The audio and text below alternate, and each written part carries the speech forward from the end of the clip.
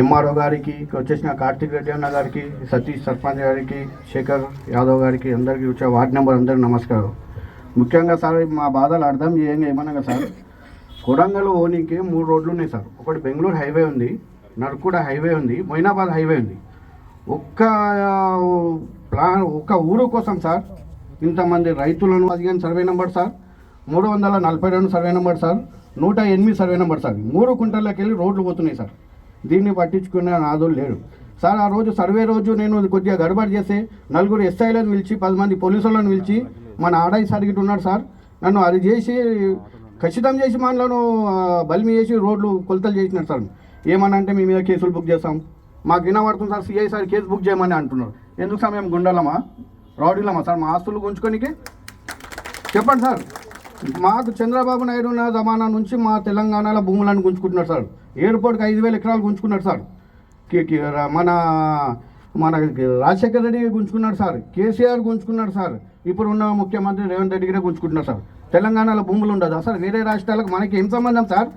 మేము వాళ్ళ గ్లాసులు కడుక్కుంటా వాళ్ళ ప్లేట్లు కడుక్కుంటూ ఉండాలా సార్? మాకు జాబులు ఇస్తున్నారా సార్? ఇప్పుడు 2,000 ఎకరాలు హైదరాబాద్ గారు గుంజుకున్నారు. ఏ విలేజ్ జాబ్ ఇచ్చినారు సార్?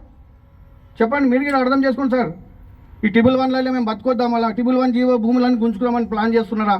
ఇప్పుడు పిల్లని కూడా 850 ఎకరాలు గుంజుకుంటున్నారని అర్థమవుతుంది సార్. అమ్మపల్లి తీసుకుంటున్నారు, సర్వే నెంబర్ 50 తీసుకుంటున్నారు.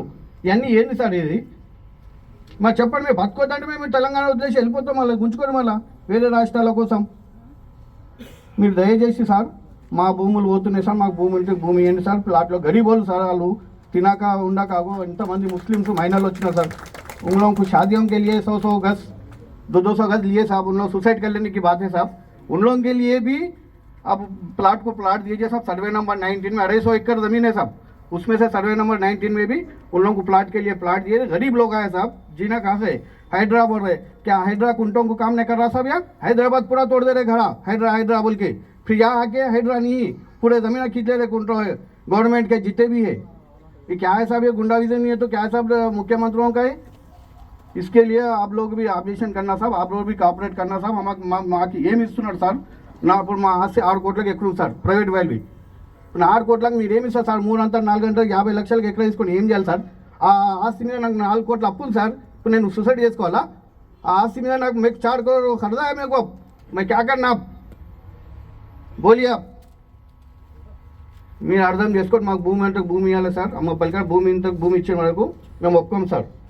దయచేసి మీరు ఆడియో గారు, మీరు ముఖ్యంగా ఇక్కడ సంబంధం ఇచ్చిన మీరే ఉన్నారు సార్, మీరు దయచేసి భూమి ఇవ్వాలి సార్, గమనిస్తారు.